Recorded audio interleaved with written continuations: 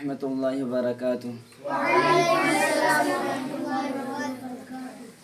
الحمد للہ الذی ارسل رسولہ بالہدی ودین الحق لیظہرہ علی الدین کلہ والصلاة والسلام علی رسولہ محمد وآلہ واصحابہ اجمعین، اما بعد فاعوذ باللہ من الشیطان الرجیم، بسم اللہ الرحمن الرحیم۔ ان هذا القرآن يهدي للتي هي اقوم، صدق اللہ العظیم۔ لائق تعظیم و حرمت اس لیے قرآن ہے، لائق تعظیم و حرمت اس لیے قرآن ہے، خالق ارض و سماوات کا آخری فرمان ہے۔ اس صحیفے کے صحیفوں میں الگ ہی شان ہے، اس صحیفے کے صحیفوں میں الگ ہی شان ہے، اس کے ایک ایک لفظ میں عرفان ہی عرفان ہے۔ برادران ملت اسلامیہ، قرآن کریم اللہ تعالیٰ کی نازل کردہ وہ کتاب ہے جو تمام انسانوں کو ابدی اور سرمدی حیات کی دعوت دیتی ہے۔ یہ وہ صحیفہ ایزدی ہے جس کے اندر حیات صالحہ کو تمام تر دستور و ضوابط منظم کر کے رکھ دیے گئے ہیں۔ یہ وہ کلام ربانی ہے جو انسان کو ضلالت و گمراہی کے عمیق غار سے نکال کر صراط مستقیم کی جانب لاتا ہے۔ یہ وہ مینار نور ہے جس کی روشنی کل بھی پوری دنیا کو محیط تھی اور آج بھی اسی آب و تاب کے ساتھ چمک رہی ہے۔ یہ وہ برق تپا ہے جو آج بھی خرمن کفر کو جلا کر راکھ کر دیتی ہے۔ یہ وہ انقلاب آفری کتاب ہے جس کے جھٹکے آج بھی تیزی کے ساتھ محسوس کیے جا رہے ہیں، جس نے عرب جیسی شقی، بدبخت، آبا پرست اور ضدی قوم کے قلوب کو چند ایام میں اس طرح پلٹ کر رکھ دیا کہ وہی قوم جو مذہب اسلام کا مذاق اڑاتی تھی، قرآن کا استہزاء کرتی تھی، یتیم عبداللہ، جگر گوشہ آمینہ، احمد مجتبی، محمد مصطفیٰ صلی اللہ علیہ وسلم کو کبھی شاعر، کبھی مجنون، کبھی پاگل اور کبھی ساحر و کاہن جیسے برے القاب سے پکارتی تھی۔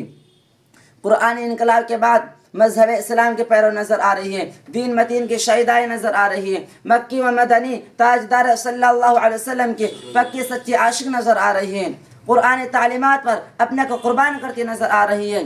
حضرات، صحابہ کرام رضوان اللہ علیہم اجمعین کی سیرتوں کو پڑھیے، اس صدی کی تاریخ پر باہر اٹھ کر دیکھیے تو آپ کو مجبور ہو کر یہ فیصلہ کرنا پڑے گا کہ ابو بکر کو صدیق بنایا تو قرآن کی برکت نے، عمر کو فاروق بنایا تو قرآن کی برکت نے، علی کو حیدر کرار بنایا تو قرآن کی برکت نے، زبیر کو زہد و تقویٰ کا اعلیٰ معیار عطا کیا تو قرآن کی برکت نے، معاویہ کو سیاست پر دسترس عطا کی تو قرآن کی برکت نے، عبد الرحمن بن عوف ہو یا طلحہ ہوں، زبیر و معاویہ ہوں یا عبیدہ ہوں، ان تمام کو عشرہ مبشرہ کی فہرست میں جگہ دی تو قرآن کی برکت نے، اصحاب بدر و احد کو اتنا اونچا اور چمکدار تاج عنایت کیا تو قرآن کی برکت نے، اصحاب بیعت رضوان کو رضائے الہی کا پروانہ دیا تو قرآن کی برکت نے۔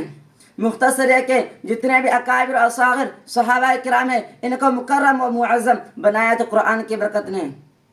برادران ملت اسلامیہ، یہ حضرات اتنے اونچے کیوں بنے؟ اس لیے کہ ان کی زندگیوں میں قرآن تھا، قرآن تعلیمات پر عمل پیرا ہونا ان کا نصب العین تھا، قرآن کے ایک ایک لفظ کو اپنی زندگیوں میں اتار لینے کو باعث فخر سمجھتے تھے، جس کی وجہ سے یہ حضرات آخرت میں مالک ارض و سما کے سامنے سرخرو تو ہوں گے ہی، ساتھ ہی ساتھ دنیا میں بھی اللہ نے وہ مقام و مرتبہ عنایت فرما کے آج بھی لوگوں کو رشک ہے، آج بھی اسلام دشمن طاقتیں ان کی تاریخوں کو پڑھتی ہے تو ان کی روحیں کانپ اٹھتی ہیں، مگر افسوس آج ہم اپنے آپ کو مسلمان کہتے ہیں، اسلامی حمیت کا دعویٰ کرتے ہیں، اپنے کو قرآن والا کہتے ہیں، محمد عربی صلی اللہ علیہ وسلم کا پکا سچا عاشق کہتے ہیں۔ ہم پوچھنا چاہتے ہیں کہ جب یہ سب کچھ ہمارے پاس موجود ہے تو اسی کے بدولت اسلامی کیمپ کے سپاہی محمد عربی صلی اللہ علیہ وسلم کے غلام معزز تھے، ہم ذلیل و خوار کیوں ہو رہے ہیں؟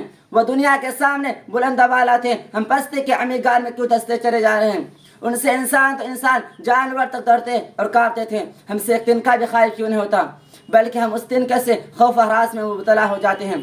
اسی قرآن نے ان کی زندگیوں میں انقلاب برپا کر دیا تھا، ہماری زندگیوں میں انقلاب کیوں نہیں آتا؟ کیا قرآن کی وہ شکل موجود نہیں؟ کیا ان کے الفاظ بدل گئے؟ کیا وہ تاثیر و جاذبیت ختم ہو گئی؟ کیا اس کے معنی بدل گئے؟ کیا وہ صورت و آہنگ بدل گیا جس نے عمر بن خطاب جیسے قوی اور جاباز مردوں کو اسلام کا شہیدائے بنا دیا تھا؟ حضرت اسعد بن زرارہ کو حضرت معصب کے دستے حق پر بیعت کرنے پر مجبور کر دیا تھا، اور حضرت ثمامہ بن اثال صرف چند آیات سن کر حلقۂ بغوش اسلام ہو گئے تھے۔ ذوالبحرین نامی چرواہا صرف چند کلمات سن کر عاشق رسول بن گیا تھا۔ انہی چند باتوں پر میں اپنے تقریر کو ختم کرتا ہوں۔ وما علینا الا البلاغ۔